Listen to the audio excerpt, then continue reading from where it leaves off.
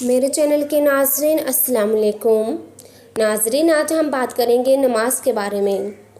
اللہ نے ہم کو کیسے کیسے معجزے عطا کیے ہیں، جتنا اسلام کو ایکسپلور کریں اتنی ہی اس کی عظمت ابھر کر سامنے آتی ہے، اور یہ ہم مسلمان ہی نہیں کہتے بلکہ خود غیر مسلم اس بات کا اعتراف کرتے ہیں۔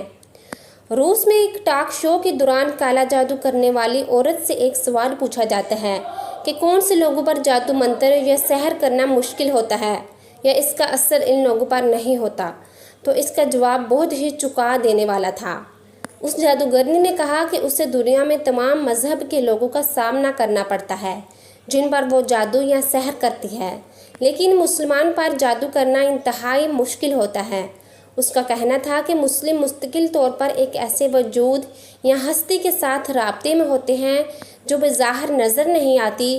وہ ہر روز نماز پڑھتے ہیں اور دعائیں مانگتے ہیں، جس وجہ سے ان کے گرد مستقل ایک حفاظتی گنبد یا شیلڈ بن جاتی ہے۔ اس وجہ سے ان پر جادو کرنا بہت ہی مشکل ہو جاتا ہے۔ نماز نہ صرف ہمارے ایمان کی بلکہ ہماری ذات کی بھی حفاظت کرتی ہے، اور یہ کہنا بجا ہوگا کہ نماز دنیا اور آخرت دونوں میں ایک مضبوط حفاظتی ہتھیار ہے۔ ہمارے ارد گرد کتنی غیر مرئی مخلوقات پائی جاتی ہیں، کوئی نیگیٹو انرجی کی صورت میں اثر پذیر ہوتا ہے، کوئی علم اور جادو کے زور سے۔